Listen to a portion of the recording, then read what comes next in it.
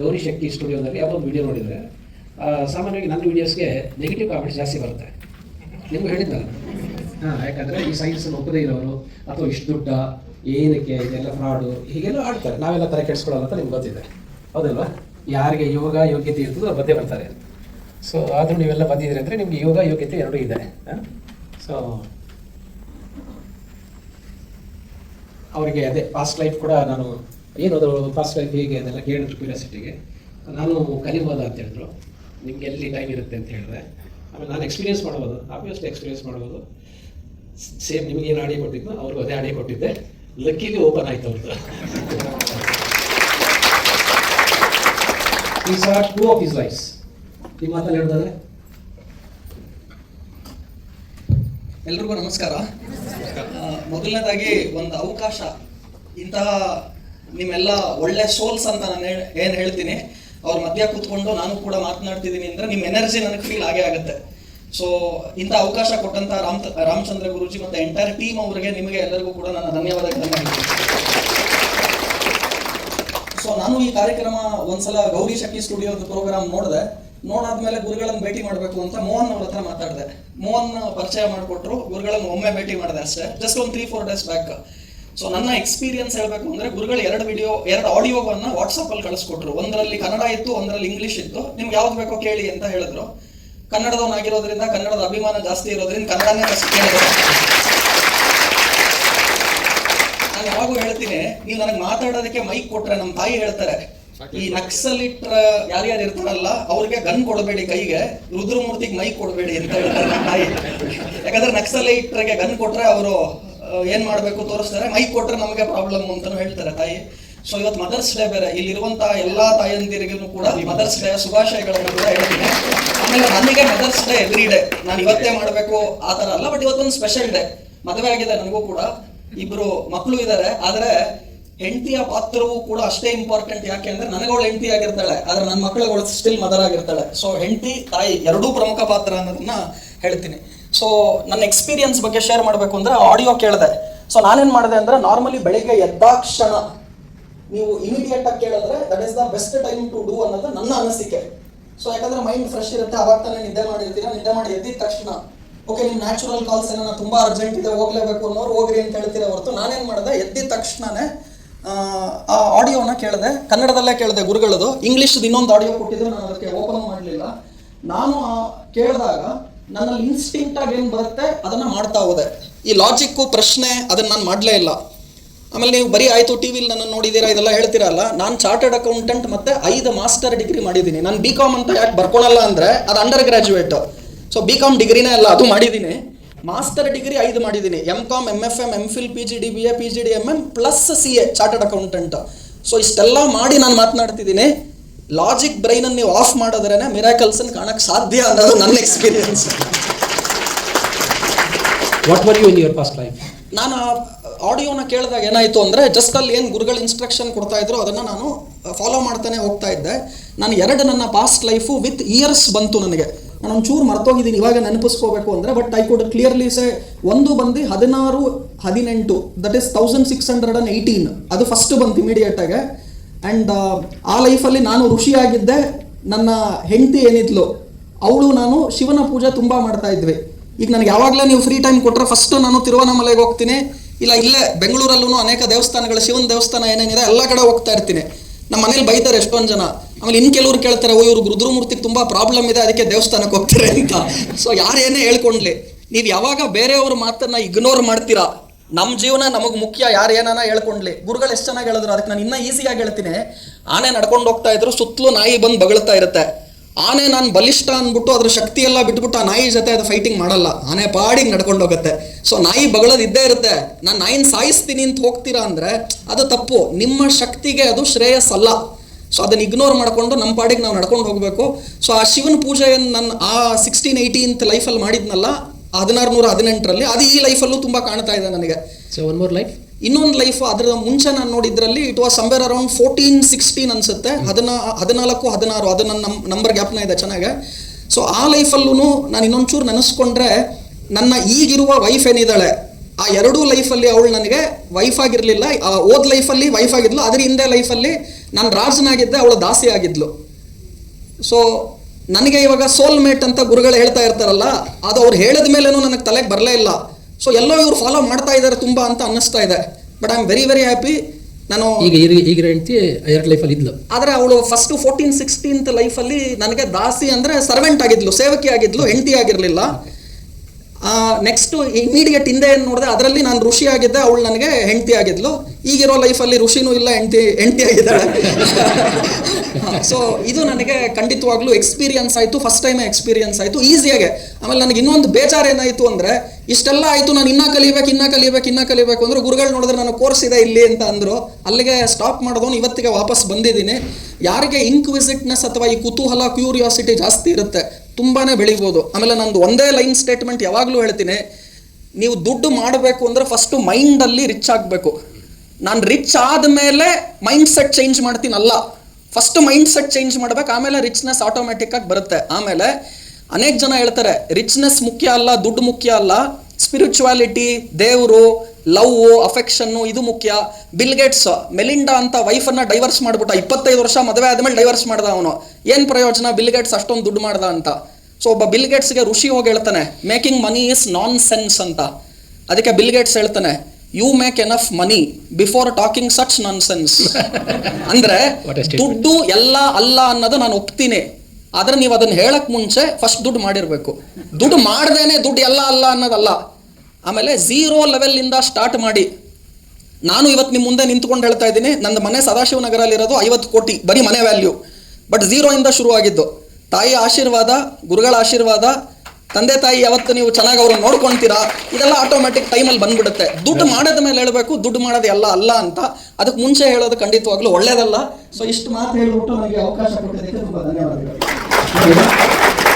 ಅವರು ಈ ಥರ ಕ್ಲಾಸ್ ಮಾಡಿದ್ರೆ ಈ charges 10 lakh per head and ಈ ಸೆಲೆಕ್ಟ್ಸ್ ಎಲ್ಲರೂ ಬಂದು ತೊಗೊಳಲ್ಲ, ಅವ್ರು ಸೆಲೆಕ್ಟ್ ಮಾಡಿ ಅವ್ರು ಟ್ರೈನ್ ಮಾಡ್ತಾರೆ. ಅವರು ದಟ್ಸ್ ಇಸ್ ಸ್ಪೆಷಾಲಿಟಿ.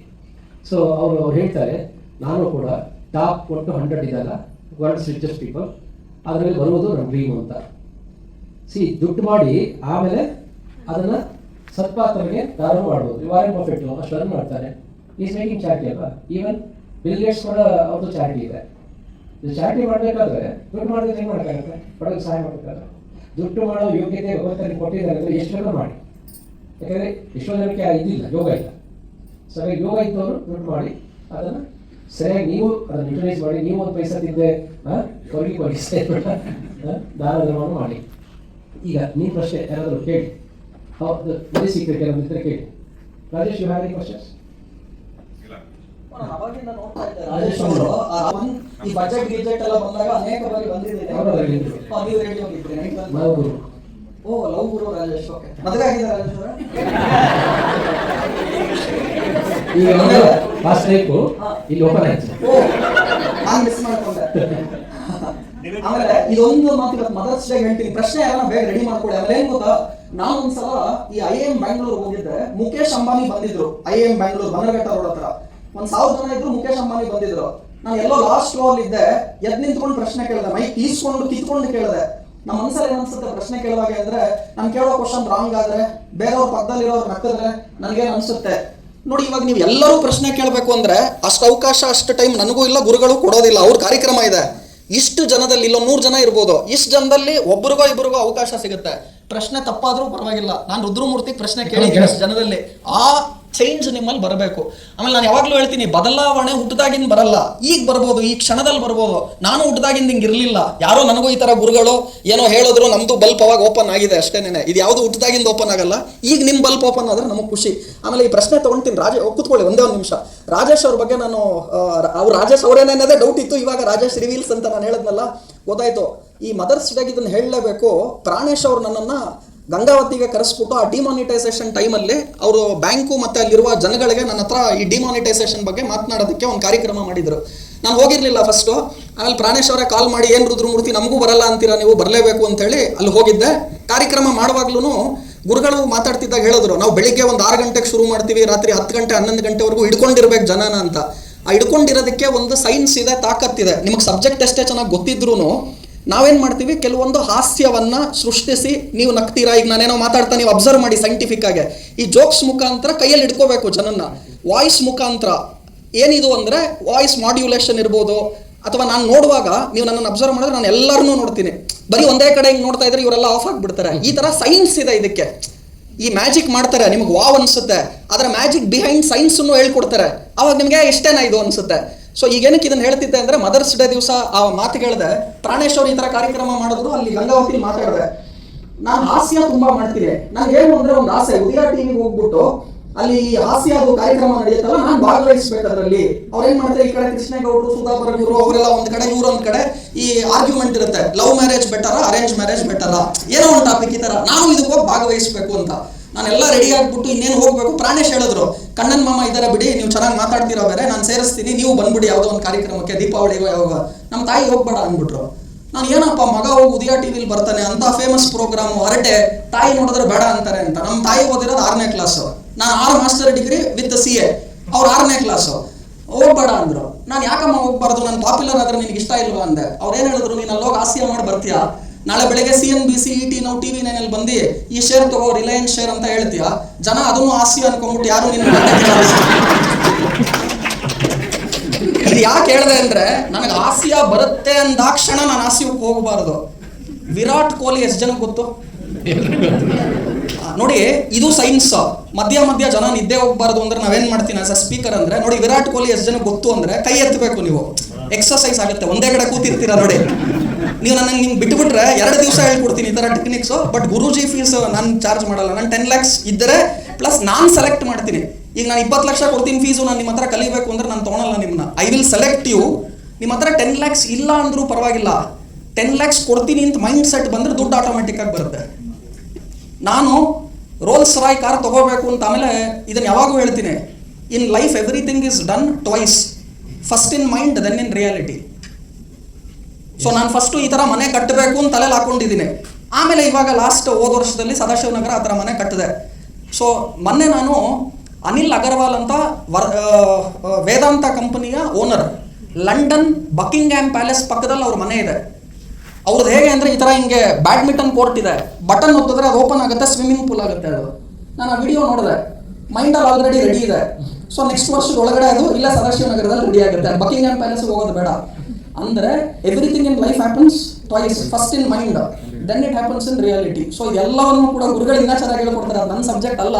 ಇದು ಯಾಕೆ ಹೇಳಿದೆ ಅಂದರೆ, ನಮ್ಗೇನೋ ಬರುತ್ತೆ. ಈಗ ನಾನು ಯಾವುದೋ ಒಂದು ಈ ಮ್ಯಾನಿಫೆಸ್ಟೇಷನ್ ಬಗ್ಗೆ ಯೂಟ್ಯೂಬಲ್ಲಿ ಒಂದು ಪ್ರೋಗ್ರಾಮ್ ನೋಡ್ಬಿಡ್ತೀನಿ, ನೋಡ್ಬಿಟ್ಟು ನಾನು ಮ್ಯಾನಿಫೆಸ್ಟೇಷನ್ ಮಾಡ್ತೀನಿ. ನಾನು ಯಾಕೆ ವಿರಾಟ್ ಕೊಹ್ಲಿ ಎಷ್ಟು ಜನ ಗೊತ್ತು ಅಂತ ಕೇಳಿದೆ ಅಂದರೆ, ವಿರಾಟ್ ಕೊಹ್ಲಿ ಇವತ್ತು ಫುಟ್ಬಾಲ್ ಆಡ್ತಾರೆ, ಈಗಲ್ ಟೌನ್ ರೆಸಾರ್ಟ್ ಅಲ್ಲಿ ಫುಟ್ಬಾಲ್ ಆಡ್ತಾರೆ. ಎಷ್ಟು ಜನ ನೋಡಕ್ ಬರ್ತೀರಾ ನೋಡಿ? ಯಾರು ಕೈ ಎತ್ತಲ್ಲ, ಒಬ್ಬರೋ ಇಬ್ಬರು ಅಷ್ಟೇ. ವಿರಾಟ್ ಕೊಹ್ಲಿ ಕ್ರಿಕೆಟ್ ಆಡಕ್ ಬರ್ತಾರೆ, ಎಷ್ಟು ಜನ ನೋಡಕ್ ಬರ್ತೀರಾ? ಅಂದ್ರೆ ವಿರಾಟ್ ಕೊಹ್ಲಿಗೆ ಫುಟ್ಬಾಲ್ ಆಡಕ್ ಬರುತ್ತೆ, ಫುಟ್ಬಾಲ್ ಆಡಬಾರದು. ರಾಜೇಶ್ ಅವರು ಬೇಕಾದ್ರೆ ಇಲ್ಲಿ ಬಂದ್ಬಿಟ್ಟು ಇನ್ನೊಂದೇನೋ ಮಾಡ್ಬೋದು. ಅವರ ಯೂಟ್ಯೂಬ್ ರಾಜೇಶ್ ರಿವೀಲ್ಸ್ಗೆನೆ ಏನಿದ್ದಾರೆ ಅದೇ ಮಾಡಬೇಕು. ರುದ್ರಮೂರ್ತಿ ಶೇರ್ ಮಾರ್ಕೆಟೇ ಮಾತಾಡಬೇಕು, ಮ್ಯಾನಿಫೆಸ್ಟೇಷನ್ ಬರುತ್ತೆ ನಾನು ಮಾತಾಡೋದಲ್ಲ. ಸೊ ನೀವೇನು ಎಕ್ಸ್ಪರ್ಟ್ ಇರ್ತೀರಾ? ನಮ್ಮ ತಾಯಿ ಏನು ಹೇಳಿದ್ರು ನೋಡಿ, ನೀನು ಜೋಕ್ಸ್ ಮಾಡಕ್ ಬರುತ್ತೆ ಅಂದ್ಬಿಟ್ಟು ಅರ್ಟೆಲ್ ಕೂತ್ಕೋಬೇಡ, ನೀನು ಶೇರ್ ಮಾರ್ಕೆಟಲ್ಲಿ ನಾಳೆ ಬಂದು ಈ ಶೇರ್ ತಗೊಳ್ಳಿ ಅಂದ್ರೆ ಜನ ಜೋಕ್ ಅನ್ಕೊಂಡ್ಬಿಡ್ತಾರೆ ಅಂತಂದ್ರು. ಅಂದ್ರೆ ವೆರಿ ವೆರಿ ಇಂಪಾರ್ಟೆಂಟ್. ಎಷ್ಟು ಜನಕ್ಕೆ ಏನೋ ಒಂಚೂರು ಅರ್ಥ ಆಯ್ತು ನೋಡಿ, ಎಕ್ಸರ್ಸೈಸ್ ಮಾಡಿಸ್ತಾ ಇರ್ತೀನಿ ನಾನು. ಕೇಳಿ ಸರ್ ಕ್ವಶನ್. ಸರ್ ಒಂದು ಕ್ವಶನ್, ಈಗ ಒಂದು 10 lakhs ಅಮೌಂಟ್ ಇರುತ್ತೆ, ಬಟ್ ಸುಮಾರು ಜನಕ್ಕೆ ಏನಾಗುತ್ತೆ ಮೈಂಡಲ್ಲಿ ಅಂದರೆ, ಒಂದು ಇನ್ವೆಸ್ಟ್ ಮಾಡಬೇಕಾ ಬೇಡ, ಇನ್ವೆಸ್ಟ್ ಮಾಡಬೇಕಾ ಬೇಡ. ಮತ್ತು ಇನ್ವೆಸ್ಟ್ ಮಾಡಬೇಕಾದ್ರೂ ಈಗ ಏನಾಗಿದೆ ಅಂದರೆ FD ಇನ್ನೊಂದು ಮತ್ತೊಂದು ಯೋಚನೆ ಮಾಡ್ತಾರೆ. ಮತ್ತು ಸುಮಾರು ಜನ ಈ ಶೇರ್ಸಲ್ಲಿ ಹಾಕಿರ್ತಾರೆ, ಬಟ್ ಯಾವುದಕ್ಕೆ ಹಾಕ್ಬೇಕಂತ ಗೊತ್ತಿದ್ರೆ ಅಮೌಂಟು ಕಳ್ಕೊಂಡು ತುಂಬ ಆಗಿದೆ. ಸೊ ಪ್ರಾಪರ್ ಆಗಿ ಒಬ್ಬ 10 lakhs ಇಟ್ಕೊಂಡ್ರೆ ಹೇಗೆ ಇನ್ವೆಸ್ಟ್ ಮಾಡ್ಬೋದು, ಅದನ್ನು ಹೇಗೆ ಅಮೌಂಟ್ನ ನಾವು ಒಂದು ಹನ್ ಮಾಡ್ಬೋದು? ಸ್ವಲ್ಪ ಉತ್ತರ ಕೊಡ್ತೀನಿ. ತಮ್ಮ ಹೆಸರು? ಸುರೇಶ್ ಮೇಡಮ್. ಸುರೇಶ್, ಓಕೆ. ಮೊದಲನೇದಾಗಿ ದುಡ್ಡನ್ನ ನೀವು ಹಂಗೆ ಇಟ್ಕೊಂಡ್ರೆ ಇನ್ಫ್ಲೇಷನ್ ಅಂತ ಒಂದಿದೆ, ಅದೇನ್ ಮಾಡುತ್ತೆ, ನಿಮ್ ದುಡ್ಡನ್ನ ತಿನ್ನುತ್ತೆ. ಏನ್ ಇನ್ಫ್ಲೇಷನ್ ಅಂದ್ರೆ ವೆರಿ ಸಿಂಪಲ್. ಇವತ್ತು 100 ರೂಪಾಯಿ ಏನಿದೆ ನಿಮ್ಮ ಹತ್ರ, 5% ಇನ್ಫ್ಲೇಷನ್ ಇದೆ ಅಂದ್ರೆ ಇವತ್ತು ಏನ್ ನೀವು ಕೊಂಡ್ಕೋಬಹುದು 100 ರೂಪಾಯಿಗೆ, ಅದನ್ನ ನೆಕ್ಸ್ಟ್ ವರ್ಷ ಕೊಂಡ್ಕೋಬೇಕಂದ್ರೆ ನಿಮ್ಮ ಹತ್ರ 105 ರೂಪಾಯಿ ಇರಬೇಕು.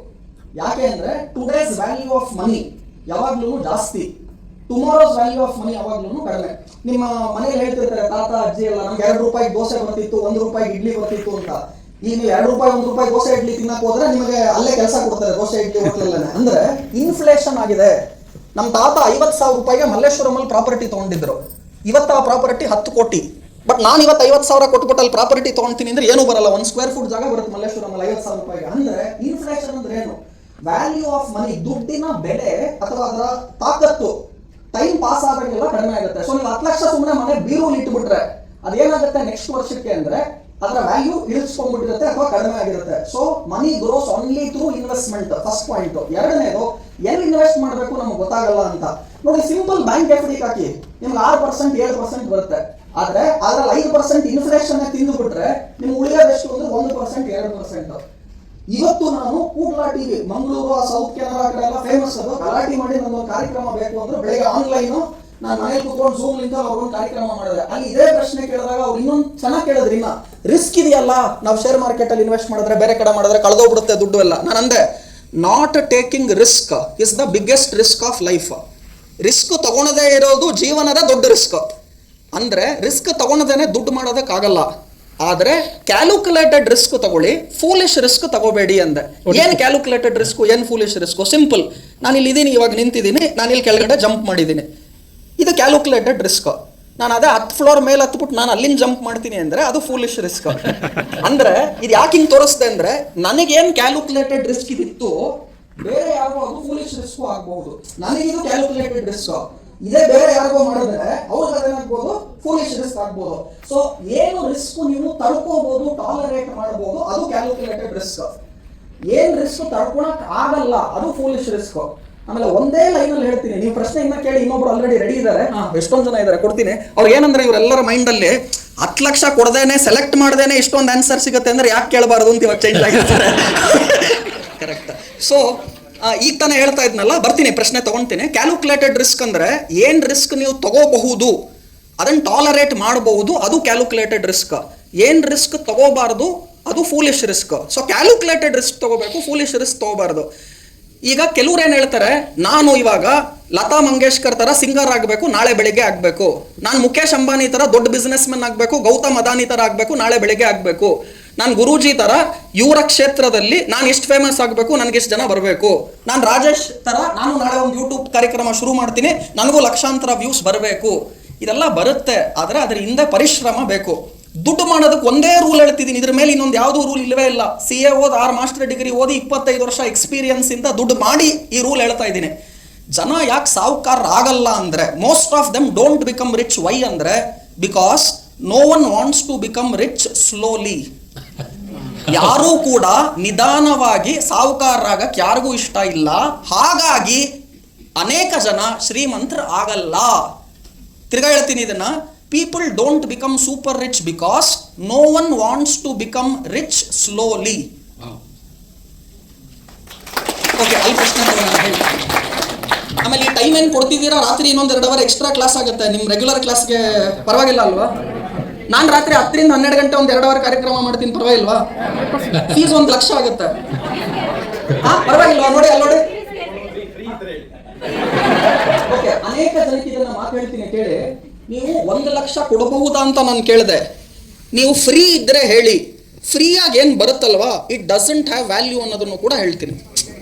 ಈ ಫ್ರೀ ಮೈಂಡ್ ಸೆಟ್ ಅನ್ನು ತೆಗಿಬೇಕು. ನೀವು ಹಂಗನ್ಬಿಟ್ಟು ದುಡ್ಡನ್ನ ಚಲ್ಲಿ ಬಿಸಾಕಿ ಅಂತ ನಾನು ಹೇಳ್ತಾ ಇಲ್ಲ. ಬಟ್ ನಾನು ಏನು ಹೇಳ್ತಿದ್ದೀನಿ, ಮೈಂಡ್ ಸೆಟ್ ಅಲ್ಲಿ ನಾವು ಬದಲಾದ್ರೆ ಆಟೋಮೆಟಿಕ್ ಆಗಿ ಬೇರೆ ಕಡೆ ದುಡ್ಡು ಬರುತ್ತೆ. ಲಕ್ಷ್ಮಿಗೆ ರಿಯಲ್ ಮೀನಿಂಗ್ ಯಾರಿಗಾನ ಗೊತ್ತಾ? ಲಕ್ಷ್ಮಿ ಅಂದ್ರೇನು ಅಂತ ಗೊತ್ತಾ? ಹೋಗ್ಲಿ, ನಾನು ಕನ್ನಡದಲ್ಲೇ ಕೇಳ್ತಾ ಇದ್ದೀನಿ, ಲಕ್ಷ್ಮಿ ಅಂದ್ರೇನು?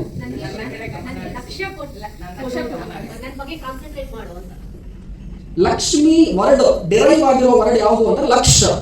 ಲಕ್ಷ ಅಂದ್ರೆ ಕನ್ನಡದಲ್ಲಿ ಫೋಕಸ್. ಅವ್ರು ಹೇಳಿದ್ರು ಗಮನ ಕೊಡು ಅಂದ್ರೆ, ಲಕ್ಷ್ಮಿ ಕಡೆ ನೀವು ಲಕ್ಷ ಕೊಡಬೇಕು, ಗಮನ ಕೊಡಬೇಕು. ಅದಕ್ಕೆ ನಾವು ಗಮನನೇ ಕೊಡಲ್ಲ, ನನಗೆ ದುಡ್ಡೇ ಬೇಡ.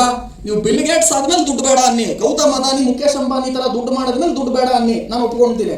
ದುಡ್ಡು ಮಾಡಕ್ ಮುಂಚೆ ದುಡ್ಡೇ ಬೇಡ ಅಂದ್ರೆ ಈ ಫಾಕ್ಸ್ ಅಂಡ್ ಗ್ರೇಪ್ ಸ್ಟೋರಿ ಹೇಳ್ಕೊಡ್ತಾರೆ ನರ್ಸರಿಲಿ, ಅದು ಎಗರ್ಬಿಟ್ಟು ಅದಕ್ಕೆ ಸಿಗಲ್ಲ ದ್ರಾಕ್ಷಿ ಹುಳಿ ಅಂತ ಅನ್ನತ್ತಲ್ಲ, ಆ ತರ ಆಗ್ಬಾರ್ದು. ಕೇಳಿ ಸರ್. ಈಗ ನೀವು ರಿಸ್ಕ್ ಅನ್ನುವಂಥದ್ದು ಹೇಳಿದ್ರಿ, ಯಾಕಂದ್ರೆ ರಿಸ್ಕ್ ತಗೊಂಡಿಲ್ಲ ಅಂತಂದ್ರೆ ಜೀವನದಲ್ಲಿ ಯಾರು ಮೇಲೆ ಬರಲ್ಲ ಅಂತ.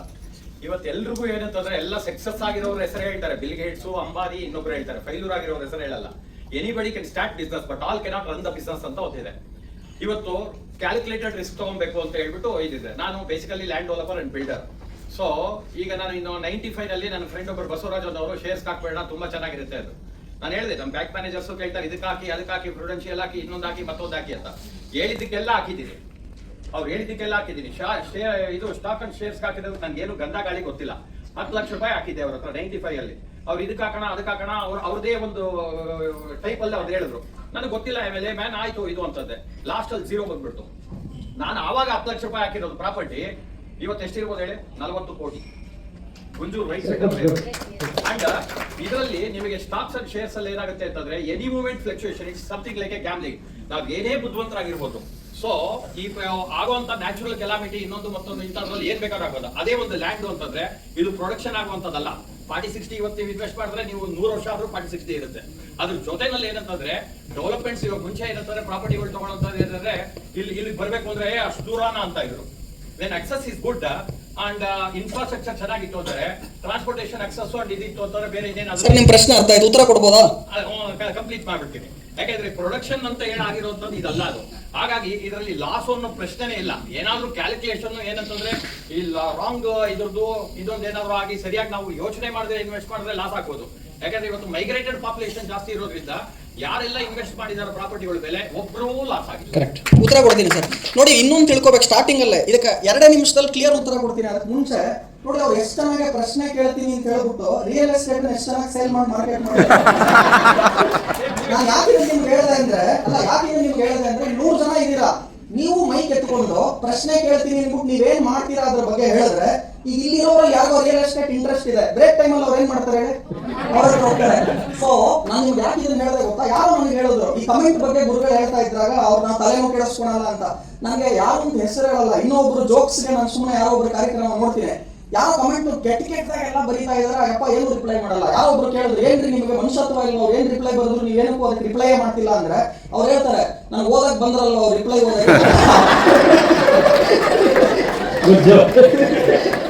ಜೋಕ್ಸ್. ನನ್ ಆಮೇಲೆ ಪ್ರಾಣೇಶ್ ಅವ್ರಿಗೆ ನಾನು ಒಂದ್ಸಲ ನಿಮ್ ಪ್ರಶ್ನೆ ಬಂದ್ಬಿಡ್ತೀನಿ ಸರ್ 1 ನಿಮಿಷ. ಸೊ ಯಾಕಂದ್ರೆ ಜನರ ಅಟೆನ್ಷನ್ ತಗೊಂಡು ಉತ್ತರ ಕೊಡ್ಬೇಕು, ಅದಕ್ಕೆ ನಾನು ಜೋಕ್ ಹೇಳಿದೆ. ಯಾರು ನಿದ್ದೆ ಮಾಡ್ತಿರ್ತಾರಲ್ಲ ಅವ್ರ ನಗಿದ ತಕ್ಷಣ ಪಕ್ಕ ಎಬ್ಬಿಸ್ತಾರೆ ಫಸ್ಟ್ ಪ್ರಶ್ನೆ ಉತ್ತರ ಕೊಡ್ತೀನಿ, ಆಮೇಲೆ ಪ್ರಶ್ನೆ. ನಗರದಲ್ಲಿ ತಗೊಂಡಿದ್ದೀನಿ ಅದ್ರಲ್ಲ, ನಿಮಗೆ ಇದಕ್ಕಿಂತ ಜಾಸ್ತಿ ಸಿಗುತ್ತೆ ಅಂತಾರೆ, ಶೇರ್ಸ್ ಯಾಕೆ ಹಾಕಿಲ್ಲ ಅನ್ನೋದು ನನ್ನ ಪ್ರಶ್ನೆ ಇದೆ. ಅದು ಎರಡನೇ ಪ್ರಶ್ನೆಗೆ ಉತ್ತರ ಕೊಡ್ತೀನಿ. ಈಗ ಓಕೆ, ನಾನು ಈ ತರ ಹೇಳ್ತಾ ಇದ್ದೆ ನೋಡಿ, ಇವಾಗ ಯಾರ್ಯಾರಿಗೆ ರಿಯಲ್ ಎಸ್ಟೇಟ್ ಬೇಕು ನೀವು ಹತ್ರ ಹೋಗ್ತೀರಾ. ನಾನು ಯಾವೊಬ್ರು ಗುರುಗಳ ಫೀಸ್ ಇವಾಗ ಈ ಪ್ರೋಗ್ರಾಮ್ ಮಾಡ್ತಾರೆ 1,30,000 ಜಾಸ್ತಿ. ಈಗ ಇನ್ನೊಬ್ರು ಯಾರೋ ಏನ್ ಹೇಳಿದ್ರು ಗೊತ್ತಾ, ಫ್ರೀ ಆಗಿದ್ರೆ ಹೇಳಿ ಬೇಕಾದ್ರೆ ರುದ್ರಮೂರ್ತಿ ರಾತ್ರಿ 1-2 ಅವರ್ ಮಾತಾಡ್ತಾರೆ ಅಂದ್ರೆ ನಾನು ಆ ಪ್ರೋಗ್ರಾಮ್ ಬರ್ತೀನಿ ಅಂತ. ನಿಮ್ ತರ ಅನೇಕ ಜನ ದುಡ್ಡು ಇರೋರು ಕೂಡ ಈ ಪ್ರೋಗ್ರಾಮ್ ಫೀಸ್ ಜಾಸ್ತಿ ನಾನು ಬರಲ್ಲ ಅಂತ ಬರ್ದೇ ಇರೋರೆ 100 ಜನದಲ್ಲಿ 90 ಜನ ಇರ್ತಾರೆ. ಯಾಕಂದ್ರೆ ಫೀಸ್ ಜಾಸ್ತಿ ನಾನು ಬರಲ್ಲ ಅಂತ. ನಾನೇನ್ ಹೇಳ್ತೀನಿ ಗೊತ್ತಾ, ನನ್ನ ಮೈಂಡ್ ಹೇಗೆ ಥಿಂಕ್ ಮಾಡುತ್ತೆ ಅಂತ ಹೇಳ್ತೀನಿ. ಈಗ 1,30,000 ಕೊಟ್ಟು ನಾನು ಬರ್ತೀನಿ ಈ ಪ್ರೋಗ್ರಾಮ್ಗೆ ಅಂದ್ರೆ ಫಸ್ಟ್ ಇಂದ ನಾನೇನೋ ತಗೊಂತೀನಿ, ನಾನು ಕಲಿತೀನಿ, ಅದರ ವ್ಯಾಲ್ಯೂ ಅದಕ್ಕೂ ನಾನು ಕಟ್ಟಿರೋದಕ್ಕೂ ಜಾಸ್ತಿ ಇದೆ ಅಂತ ನನಗೆ ಗೊತ್ತು. ಎರಡನೇದು, ಈಗ ಅವ್ರು ಏನ್ ಹೇಳಿದ್ದಾರೆ, ಇಷ್ಟು ಜನದಲ್ಲಿ ಒಬ್ಬರೇ ಒಬ್ಬರ ಹತ್ರ ಹೋಗಿ ರಿಯಲ್ ಎಸ್ಟೇಟ್ ಪ್ರಾಜೆಕ್ಟ್ ಮಾಡಿದ್ರು ಕೂಡ ಅವ್ರ ಫೀಸ್ ಫ್ರೀ ಆಗ್ಬಿಡುತ್ತೆ. ಅವ್ರು 1,30,000 ಇಷ್ಟು ಜನರಲ್ಲಿ ಬರೀ ಒಬ್ಬರು ಹತ್ರ ಮಾತಾಡಿದ್ರೆ ನಾನು ನನ್ನ ಹತ್ರ 10 ಲಕ್ಷ ಇದೆ, ನಾನು ರಿಯಲ್ ಎಸ್ಟೇಟ್ ಲ್ಯಾಂಡ್ ಹಾಕ್ಬೇಕು ಆ ತರ ಅಂತು ಅಂದ್ರೆ ಅವ್ರು 1,30,000 ಫೀಸ್ ಫ್ರೀ ಬರುತ್ತಾ ಬರಲ್ವಾ? 10 ದಿವಸದ ಪ್ರೋಗ್ರಾಮ್ ಫೀಸು, ಚಪಾತಿ ಪೂರಿ ಮತ್ತೆ paneer masala, ice cream, sweet, jamun ಎಲ್ಲ ಫ್ರೀ ಆಗೋಯ್ತು. ಸೊ ನೀವೇನ್ ಮಾಡ್ಬೇಕು, ಈಗ ರುದ್ರಮೂರ್ತಿ ಕೋರ್ಸ್ 10 ಲಕ್ಷ ಅಂತ ನಾನು ಹೇಳಿದೆ ಅಂತಂದೆ. ಆಕ್ಚುಲಿ ನಾನು ಕೋರ್ಸ್ ಮಾಡೋದು ನಿಲ್ಸಿ 10 ವರ್ಷ ಆಯ್ತು. ಈಗ ನೀವು ನನಗೆ 1 ಕೋಟಿ ಕೊಡ್ತೀರಾ ಅಂದ್ರೆ ನಾನು ಕೋರ್ಸ್ ಮಾಡಲ್ಲ. ಯಾಕೆ ಅಂತ ನೀವು ಕೇಳಿದ್ರೆ, ವಿಶ್ವದ ಟಾಪ್ 10 ಶ್ರೀಮಂತರು ಯಾರು ಅಂತ ನೀವು ಲಿಸ್ಟ್ ತಗೊಳ್ಳಿ, ಅದರಲ್ಲಿ ಯಾರು ಕೂಡ ಕೋರ್ಸ್ ಮಾಡಿ ಟಾಪ್ 10 ಶ್ರೀಮಂತರಾಗಿರೋರು ಇಲ್ಲ. ಇಂಡಿಯಾ ಟಾಪ್ 10 ರಿಚೆಸ್ಟ್ ಪೀಪಲ್ ಯಾರು ಅಂತ ತಗೊಳ್ಳಿ, ಅದರಲ್ಲಿ ಯಾರು ಕೂಡ ಯೂಟ್ಯೂಬ್ ಮಾಡಿ ಅದರಲ್ಲಿ ದುಡ್ಡು ಮಾಡಿ ಟಾಪ್ 10 ರಿಚ್ ಪೀಪಲ್ ಆದವ್ರು ಇಲ್ಲ. ನನ್ನ ವಿಷನ್ ಕ್ಲಿಯರ್ ಇದೆ, ನಾನು ಟಾಪ್ 10 ಅಲ್ಲಿ ಇರಬೇಕು ಅಷ್ಟೇ. ಕೋರ್ಸ್ ಮಾಡಿ ಅದರಲ್ಲಿ ಬರೋಕ್ಕಾಗಲ್ಲ ಅನ್ನೋದು ನನಗೆ ಗೊತ್ತಿದೆ, ಅದಕ್ಕೆ ನಾನು ಕೋರ್ಸ್ ಮಾಡೋದು ನಿಲ್ಲಿಸ್ಬಿಟ್ಟೆ. Very clear. ಆಮೇಲೆ ಈಗ ಅವರ ಪ್ರಶ್ನೆಗೆ ಬಂದು ಉತ್ತರ ಕೊಡ್ತಾ ಇದ್ದೀನಿ. ಇವತ್ತು ನೀವು ಇಲ್ಲಿರೋರು ಟೆಕ್ನಾಲಜಿ ಅಥವಾ ನಾನು ಈ AI ಇದೆಲ್ಲ ಯೂಸ್ ಮಾಡ್ತೀನಿ ಅನ್ನೋರು ಎಷ್ಟು ಜನ ಇದ್ದೀರಾ ಕೈ ಎತ್ತಿ? Very good. ಎಷ್ಟು ಜನ ನಾವು ಈ ಟೆಕ್ನಾಲಜಿ ನಮ್ಗೇನು ಅರ್ಥನೇ ಆಗಲ್ಲ ಸರ್ ಅನ್ನೋರು ಎಷ್ಟು ಜನ ಇದ್ದೀರಾ ಕೈ ಎತ್ತಿ? ನಾವು ಯಾವುದೇ ಪ್ರಶ್ನೆ ಕೈ ಎತ್ತಲ್ಲ ಅಂತ ತೀರ್ಮಾನ ಮಾಡ್ಕೊತಿರೋರು ಕೈ ಎತ್ತಿ.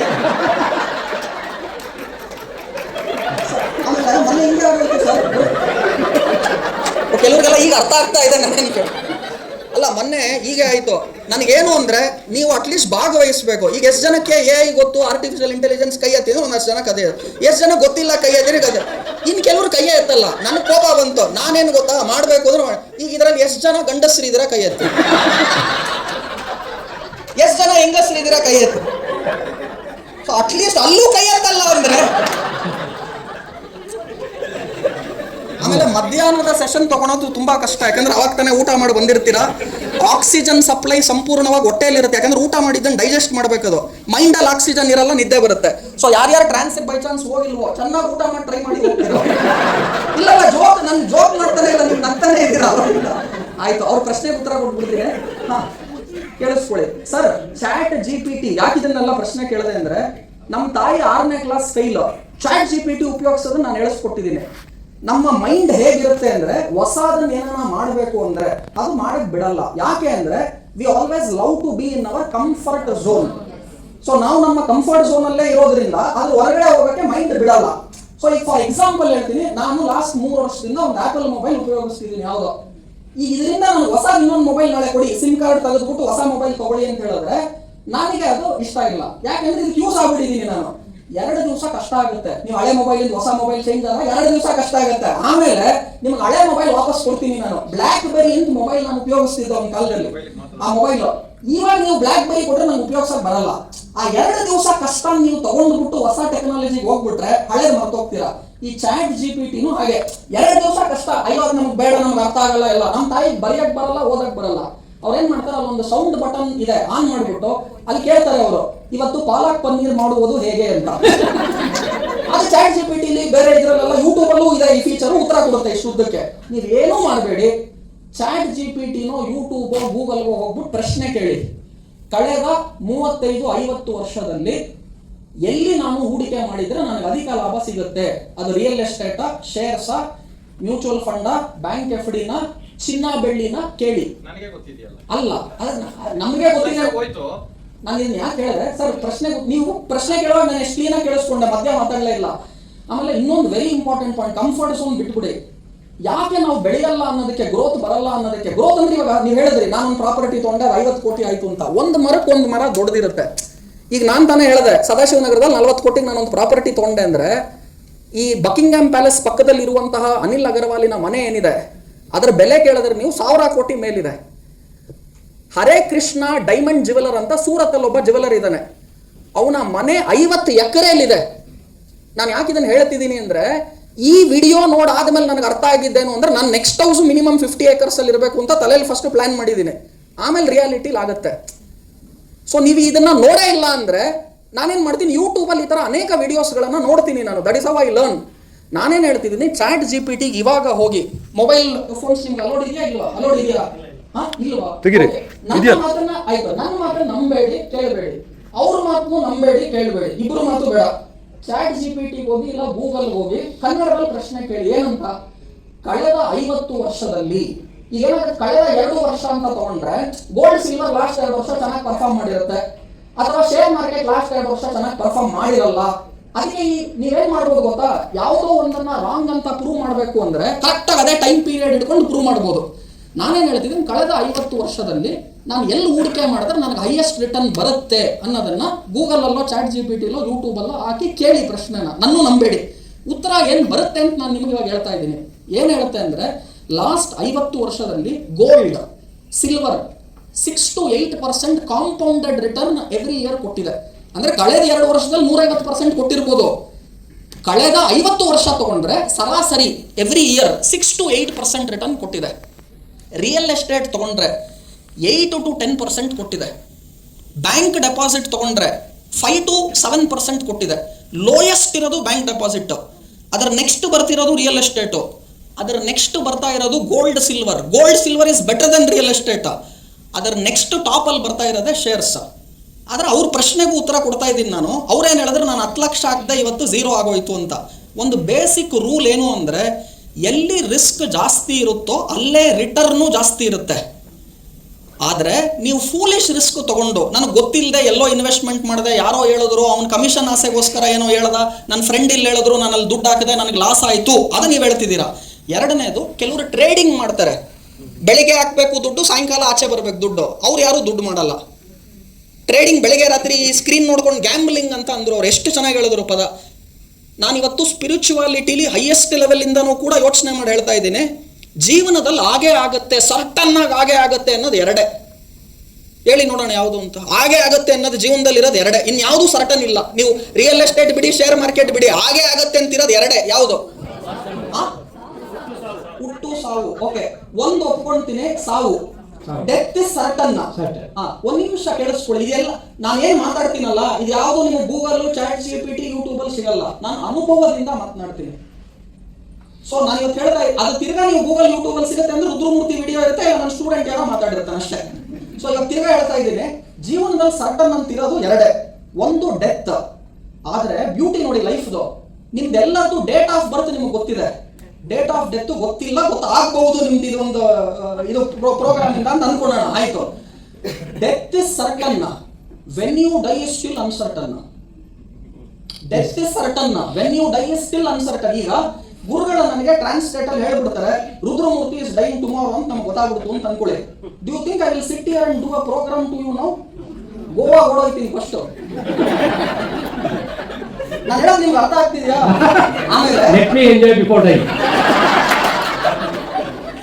ಆಮೇಲೆ ಅಲ್ಲ, ನಾನು ಅದನ್ನು ಜೋಕ್ ರೀತಿಯಲ್ಲಿ ಹೇಳಿದೆ, ಹೋಗ್ಬೇಕು ಅಂದ್ರೆ ಇವತ್ತು ಹೋಗ್ಬೋದು, ನಾಳೆನೂ ಹೋಗ್ಬೋದು, ಸಾಯೋ ಡೇಟ್ ತಿಳ್ಕೊಂಡು ಇಂಡಿಯಾ ಹೋಗೋದ್ಬೇಕಾಗಿಲ್ಲ. ಆಮೇಲೆ ಒಂದು when we die still uncertain. ಆದ್ರೆ ಗುರುಗಳು ಒಂದು ಮಾತು ತುಂಬಾ ಚೆನ್ನಾಗಿ ಹೇಳಿದ್ರು, ಡೇಟ್ ಆಫ್ ಡೆತ್ ನಾವು ಹೇಳ್ಬೋದು ರುದ್ರಮೂರ್ತಿ, ನನಗೆ ಗೊತ್ತಿವಾಗ ನಾನು ನಾಳೆ ಸಾಯ್ತೀನಿ ಅಂತ ಅನ್ಕೊಳ್ಳಿ, but we can post bone it using certain correction remedy techniques ಅಂದ್ರಲ್ಲ, ಅದು ಕಲಿಬೇಕು ನಾವು. ಈಗ ಇಷ್ಟೊಂದು ಮಾಸ್ಟರ್ ಡಿಗ್ರಿ ಎಲ್ಲ ಮಾಡಿ ದುಡ್ದಿರ್ತೀರಾ, ಒಂದು ತಿಳ್ಕೋಬೇಕು. ಇವತ್ತು ಹೇಳ್ತಾ ಇದ್ದೀನಿ, ರೇಸ್ ಮೇ ಕೌನ್ ಪೆಹ್ಲಾ ಭಾಗ್ತಾ ಹೈ ವೋ ಇಂಪಾರ್ಟೆಂಟ್ ನೈ ಹೈ, ರೇಸ್ ಮೇ ಕೌನ್ ಜೀತ್ತಾ ಹೈ ವೋ ಇಂಪಾರ್ಟೆಂಟ್. ನಿಮ್ಗೆ ಈಗ ಏನು ಅನ್ನಿಸ್ತಿದೆ ಗೊತ್ತಾ? ರುದ್ರಮೂರ್ತಿ 500 ಕೋಟಿ ಮಾಡಿದಾರಪ್ಪ, ನಾನು ಬರೀ 50,000 ಮಾಡಿದೀನಪ್ಪ. ರೇಸ್ ಮೇ ಕೌನ್ ಪೆಹ್ಲಾ ಭಾಗ್ತಾ ಹೈ ವೋ ಇಂಪಾರ್ಟೆಂಟ್ ನೈ ಹೈ. ರಾಜೇಶ್ ಹತ್ರ 10 ಲಕ್ಷ ಜನ ಸಬ್ಸ್ಕ್ರೈಬರ್ಸ್ ಇದ್ದಾರೆ, ವ್ಯೂವರ್ಸ್ ಇದ್ದಾರೆ, ನನ್ನ ಹತ್ರ ಬರೀ 10 ಜನ ವ್ಯೂವರ್ಸ್ ಇದ್ದಾರೆ. ಮೈಂಡ್ ಹಂಗೆ ವರ್ಕ್ ಆಗಬಾರ್ದು. ರೇಸಲ್ಲಿ ಅವ್ರು ಫಾಸ್ಟ್ ಆಗಿ ಓಡಿದ್ದಾರೆ ನನಗೂ ಮುಂಚೆ. ರೇಸ್ ಮೇ ಕೌನ್ ಪೆಹ್ಲಾ ಭಾಗ್ತಾ ಹೈ ವೋ ಇಂಪಾರ್ಟೆಂಟ್ ನೈ ಹೈ, ರೇಸ್ ಮೇ ಕೌನ್ ಜೀತ್ತಾ ಹೈ ವೋ ಇಂಪಾರ್ಟೆಂಟ್ ಅಂತೆ. ಅಂದ್ರೆ ರುದ್ರಮೂರ್ತಿಗೂ ಜಾಸ್ತಿ ದುಡ್ಡು ನಾನು ದುಡಿಬಹುದು, ಇಟ್ ವಿಲ್ ಟೇಕ್ ಟೈಮ್ ಅನ್ನೋದಷ್ಟೇ ಗೊತ್ತಾಗಬೇಕು. ಮೊನ್ನೆ ನಾನು ಯಾವುದೋ ಒಂದು ಯೂಟ್ಯೂಬ್ ವಿಡಿಯೋ ನೋಡಿದೆ ಗುರುಗಳೇ, ಅದ್ರಲ್ಲಿ ಹೇಳಿದ್ರು ಥರ್ಡ್ ಐ ಏನೋ ಇದೆ, ಅದು ಓಪನ್ ಆಗುತ್ತೆ, ಈ ಚಿಕ್ಕ ಮಕ್ಳಿಗೆ ಅದನ್ನೇನೋ ಹೇಳ್ಕೊಡ್ತಾರೆ, ಅವ್ರು ಕಲರ್ ಹೇಳ್ತಾರೆ, ಅದೇ ಹೇಳ್ತಾರೆ, ಏನೇನೋ ಬಂತು. ನಾನು ರಾಜೇಶ್ ಪ್ರೋಗ್ರಾಮ್ ಅಲ್ಲೇ ಅದರಲ್ಲೂ ಒಂದ್ರಲ್ಲಿ ನೋಡಿದೆ, ಅವ್ನು ಯಾರೋ ಪ್ರಶ್ನೆ ಕೇಳ್ದ, ನಿನ್ಗೆ 2 ಕಣ್ಣು ಇದೆಯಲ್ಲ, ಅದು ಯಾಕೆ ಥರ್ಡ್ ಐ ನೋಡ್ಬೇಕು, 2 ಕಣ್ಣನ್ನು ಬಿಟ್ಟು ನೋಡೋಕ್ಕಾಗಲ್ಲ ಅಂತ ನೀನ್ ಥರ್ಡ್ ಐಯಲ್ಲಿ ಯಾಕಪ್ಪ ಹಿಂಗ್ ಕಣ್ಣು ಮುಚ್ಚ್ರಿ, ಒಂದು ಕಲರ್ ತೋರಿಸ್ತೀನಿ, ಗ್ರೀನ್ ಪಿಂಕ್. ಅವ್ನಂದ ನಿನ್ ಕಣ್ಣು ಮುಚ್ಕೊಂಡೆ ಕಲರ್ ಹೇಳ್ತೇನೆ, ನನ್ನ ಕಣ್ಣು ತೆಗೆದು 2 ಕಣ್ಣು ಇವಾಗ. ಇದು ಬಿಡಿ, ಓಕೆ, ಇದು ಜೋಕ್ ಎಲ್ಲ ಬಿಟ್ಬಿಡಿ. ನಾನು ಒಂದ್ ಕಡೆ ಭಾಷಣ ಕೊಡ್ತಾ ಇದ್ದೆ, 1000 ಜನ ಮಕ್ಕಳುಗಳು ವಿಶ್ವೇಶ್ವರಯ್ಯ ಅವ್ರ ಬಗ್ಗೆ ಮಾತನಾಡ್ತಿದ್ದೆ. ಎಂತ KRS ಡ್ಯಾಮು, ಎಂತ ನೀರನ್ನ ತಡೆದಿಡಿದ್ರು, ರಾತ್ರಿ ಕಣ್ಣಿಗೆ ಎಣ್ಣೆ ಬಿಡ್ಕೊಂಡು ಈ ಸ್ಟ್ರೀಟ್ ಲೈಟ್ ಅಲ್ಲಿ ಕೂತ್ಕೊಂಡು ಅವರು ಓದಿ ಎಕ್ಸಾಮ್ ಬರೀತಾ ಇದ್ರು ಅಂತ ಮಾತಾಡ್ತಾ ಇದ್ದೆ. ಒಬ್ಬ ಚಿಕ್ಕ ಹುಡುಗ ಕೇಳ್ದ, ಅವ್ರು ಸ್ಟ್ರೀಟ್ ಲೈಟ್ ಅಲ್ಲಿ ಯಾಕೆ ಓದ್ತಾ ಇದ್ರು, ಬೆಳಿಗ್ಗೆ ಓದಕ್ಕೆ ಏನಾಗಿತ್ತು ಅವ್ರಿಗೆ? ಈಗ ರಾತ್ರಿ ಓದಿದ್ರು, ಸ್ಟ್ರೀಟ್ ಲೈಟ್ ಅಲ್ಲಿ ಓದಿದ್ರು ಅಂದ್ರೆ ಅವ್ರಿಗೆ ಬೆಳಿಗ್ಗೆ ಓದಕ್ಕೆ ಏನಾಗಿತ್ತು? ನಾನು ಇದು ಯಾಕೆ ಹೇಳ್ತಿದ್ದೀನಿ, ಕ್ವಶನಿಂಗ್ ಮೈಂಡ್ ನಿಮಗೆ ಬರಬೇಕು. ತಪ್ಪಲ್ಲ, ಅವ್ನು ಹುಡುಗ ಕೇಳಿದ ಪ್ರಶ್ನೆ ತಪ್ಪೇ ಇಲ್ಲ ರೀ. ಅವ್ರು ರಾತ್ರಿ ಕಣ್ಣಿಗೆ ಎಣ್ಣೆ ಬಿಟ್ಕೊಂಡು ಓದ್ತಾ ಇದ್ರು. ನಾನು ಇದೆಲ್ಲ ಕತೆ ಬಿಟ್ಟುಬಿಡೋಣ, ನನ್ನ ಲೈಫ್ ಸ್ಟೋರಿ ನಿಮ್ಗೆ ಇವತ್ತು ಹೇಳ್ತಾ ಇದ್ದೀನಿ. ನಮ್ಮ ತಾತ ನನಗೆ ದಿನ ಬೈಯೋರು, ನಮ್ಮ ತಂದೆ ನೀನು ಇನ್ನೂ ಚೆನ್ನಾಗಿ ಓದಬೇಕು. ನಮ್ಮ ಕಾಲದಲ್ಲಿ ಬಸ್ ಇರಲಿಲ್ಲ, ಆಟೋ ಇರಲಿಲ್ಲ, ಮಧ್ಯ ತೊರೆ ಇತ್ತು. ನಾನು 15 ಕಿಲೋಮೀಟ್ರು ಸ್ಕೂಲಿಗೆ ನಡ್ಕೊಂಡು ಹೋಗ್ತಾ ಇದ್ದೆ, ಮಧ್ಯದಲ್ಲಿ ತೊರೆ ಈಚ್ಕೊಂಡು ಹೋಗ್ತಾ ಇದ್ದೆ. ಪುಟ್ಟಪ್ಪ ಅಂತ ಅವ್ರ ಹೆಸರು. ನಮಗೆ ಮೇಷ್ಟ್ರು ಕೇಳೋರು, ಪುಟ್ಟಪ್ಪನವರೇ ನಿಮ್ಮ ಕಾಲೆಲ್ಲ ಕೆಸರಾಗ್ಬಿಟ್ಟಿದೆ ಯಾಕೆ ಅಂತ. ನಾನು ಬೆಳಿಗ್ಗೆ ಇದರಲ್ಲಿ ಕೆಲಸ ಮಾಡಿಬಿಟ್ಟು ಆಮೇಲೆ ಹೋಗ್ತಾ ಇದ್ದೆ, ಗದ್ದೆಲೆಲ್ಲ ಕೆಲಸ ಮಾಡಿ ಹೋಗ್ತಾ ಇದ್ದೆ, ಹಂಗೆ ಹಿಂಗೆ ಅಂತೆಲ್ಲ ತಾತ ಬೈಯೋರು. ನಾನು CA ಓದ್ದೆ, ಎಲ್ಲ ಓದ್ದೆ, ಬೈಯೋರು. ತಾತ ತೀರೋದ್ಮೇಲೆ ಎಲ್ಲ ಬೀರು ಹುಡುಕಿದ್ರು, ಏನು ಬಿಟ್ಟೋಗೋರು ತಾತ ಅಂತ. ಅವಾಗ ತಾತನ ಮಾರ್ಕ್ಸ್ ಕಾರ್ಡ್ ಸಿಕ್ತು. ಮಾರ್ಕ್ಸ್ ಕಾರ್ಡ್ ನೋಡಿದ್ರೆ ಮ್ಯಾಥಮೆಟಿಕ್ಸ್ 25, ಸೋಷಿಯಲ್ ಸ್ಟಡೀಸ್ 15, ಎಲ್ಲ ಫೇಲು. ತಾತ ಹೇಳೋದು ನೋಡಿದ್ರೆ ನಮ್ಗೆ ಹಂಗೋದಿ ಹಿಂಗೋದಿ. ನಾನು ಹೇಳೋದು ಅರ್ಥ ಆಯ್ತು, ಬಟ್ ತಾತಾಗೆ ವ್ಯಾಲ್ಯೂ ಇದೆ. ನಾವು ಹೇಳೋದೇನು ಅಂದ್ರೆ ಫಸ್ಟ್ ನಾವು ಮಾಡಿದ್ರೆ ಆಮೇಲೆ ಮಾತನಾಡ್ಬೋದು, ಸುಮ್ಮನೆ ಹೇಳಿದ್ರೆ ಇಲ್ಲ. ಈಗ ನಾನು ಯಾಕೆ ಹೇಳಿದ್ರೆ, ಚಾಟ್ GPT ನೀವು ನೋಡ್ಬಿಟ್ರೆ ಉತ್ತರ ಸಿಗುತ್ತೆ. ಯಾವುದೇ ಶೇರ್ಸ್ ಅಲ್ಲಿ ಕೊಡುವ ರಿಟರ್ನ್, ನೀವು ಯಾವುದೋ ಒಂದು ಲ್ಯಾಂಡ್ ಬಗ್ಗೆ ಹೇಳಿದ್ರಿ, MRF ಶೇರ್ ಅಲ್ಲಿ ಒಬ್ಬ 100 ರೂಪಾಯಿ ಹಾಕಿದವನು 2 ಲಕ್ಷ ರೂಪಾಯಿಯನ್ನ ತಗೊಂತಾರೆ. 100 rupees to 2 lakhs. ಈ ಸ್ಟೋರಿ ಎಲ್ಲೂ ಸಿಗಲ್ಲ. ಈಗ ಅವ್ರು ಇಮಿಡಿಯೇಟ್ ಆಗಿ ನನ್ನ ಏನ್ ಕೇಳ್ತಾರೆ ಗೊತ್ತಾ, ಸತ್ಯಂ ಅಲ್ಲಿ ಹಾಕಿದ್ರೆ, ಕಿಂಗ್ ಫಿಶರ್ ಏರ್ಲೈನ್ ಅಲ್ಲಿ ಹಾಕಿದ್ರೆ? Answer very simple, very simple. ನೀವು ಜೀವನದಲ್ಲಿ ಯಾವುದೇ ಬೇಕು ಅಂದ್ರೆ 3 ಇರೋದು ಮನುಷ್ಯನಿಗೆ, 4ನೇದು ಇಲ್ಲ. 1 ಹಣ ಬೇಕು, ವೆಲ್ತ್. 2ನೇದು ಹೆಲ್ತ್ ಬೇಕು, ಆರೋಗ್ಯ. 3ನೇದು ರಿಲೇಶನ್ಶಿಪ್. ಏನ್ ರಿಲೇಶನ್ಶಿಪ್ ಅಂದ್ರೆ ಸಂಬಂಧಗಳು. ಈಗ ನಿಮ್ಮ ಹತ್ರ ಎಲ್ಲಾ ದುಡ್ಡಿದೆ, ಒಂದು ಒಳ್ಳೆ ಹೆಂಡತಿ ಇಲ್ಲ, ತಂದೆ ತಾಯಿ ಜೊತೆ ಅನ್ಯೂನ್ಯತೆ ಇಲ್ಲ, ಮಕ್ಕಳ ಜೊತೆ ಅನ್ಯೂನ್ಯತೆ ಇಲ್ಲ ಅಂದ್ರೆ ವೇಸ್ಟ್. ಮನುಷ್ಯನಿಗೆ ಬೇಕಾಗಿರೋದು 3: ಹೆಲ್ತ್, ವೆಲ್ತ್, ರಿಲೇಶನ್ಶಿಪ್. 4ನೇದು ಇದ್ರ ಬಿಟ್ರೆ ಇನ್ನೇನು ಇಲ್ಲ. ಇದ್ರ ಅಣ್ಣ ತಮ್ಮಂದಿರು ಮಾತ್ರ ಬೇಕು ಅಂದ್ರೆ ಅದೆಲ್ಲ ರಿಲೇಟೆಡ್ ಟು. ಈಗ ಯಾರು ಹೇಳ್ತಾರೆ ಪವರ್ ಬೇಕು ಅಂತ, ದುಡ್ಡಿದ್ರೆ ಪವರ್ ಸಿಗುತ್ತೆ. You want wealth, you want health, you want relationship. ನಾನೇನ್ ಹೇಳ್ತೀನಿ, ನೆಗೆಟಿವ್ ಮೈಂಡ್ ಸೆಟ್ ಅನ್ನ ತೆಗೆದು ಪಾಸಿಟಿವ್ ಮೈಂಡ್ ಸೆಟ್ ನಿಮಗೆ ಯಾವಾಗ ಬರುತ್ತೋ ಈ 3 ಸಿಗುತ್ತೆ. ಈಗ ಒಬ್ಬನಿಗೆ ಬೆನ್ಸ್ ಕಾರಲ್ಲಿ ಹೋಗ್ತಾ ಇದ್ದ, ಅವನಿಗೆ ಆಕ್ಸಿಡೆಂಟ್ ಆಗೋಯ್ತು. ನಾನು ಬೆನ್ಸಲ್ಲೇ ಬಂದಿದ್ದೀನಿ, ಸೊ ಆಕ್ಸಿಡೆಂಟ್ ಆಗೋಯ್ತು, ನನಗಾಗಲಿಲ್ಲ, ಆಕ್ಸಿಡೆಂಟ್ ಆಗೋಯ್ತು. ಅವ್ನು ರಾತ್ರಿ ಪಾರ್ಟಿ ಕೊಟ್ಟು ಎಲ್ಲರ ಹತ್ರ ಸೆಲೆಬ್ರೇಟ್ ಮಾಡ್ತಾವನೆ. ಯಾರೋ ಕೇಳ್ತಾರೆ, ಲೇ ಬೆನ್ಸ್ ಕಾರ್ ಹೋಯ್ತಲ್ಲ ನೀನು ಪಾರ್ಟಿ ಕೊಡ್ತಿದ್ಯಾ ಅಂತ.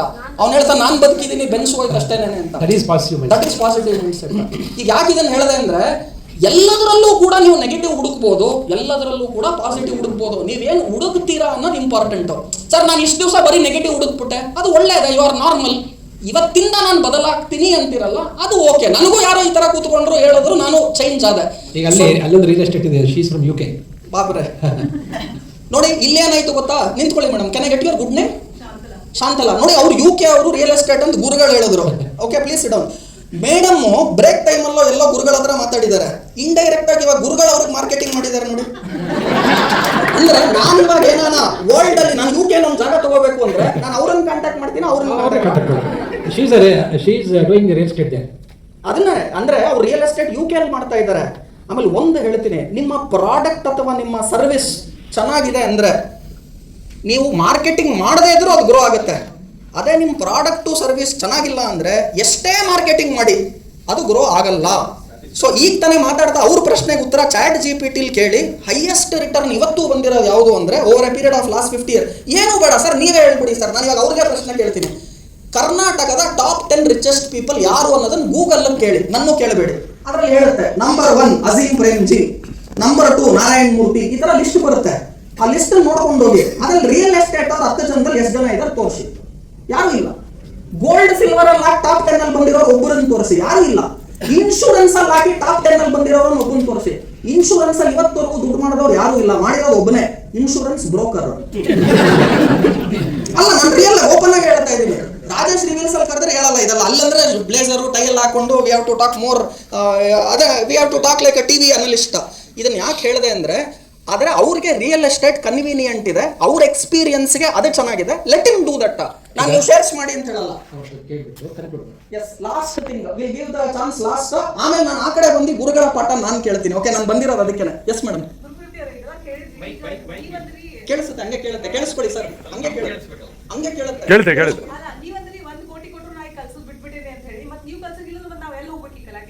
ಮೇಡಮ್, ಈ ಕಾರ್ಯಕ್ರಮಕ್ಕೆ ನೀವು ಬಂದಿದ್ದೀರಾ ಅಲ್ವಾ? ಇದರಲ್ಲಿ ರುದ್ರಮೂರ್ತಿಯ 2 ಗಂಟೆಗಳ ಕಾಲನೋ 1 ಗಂಟೆಗಳ ಕಾಲನೋ ಸಿಗ್ತಾ ಇದೆ ಅಲ್ವಾ?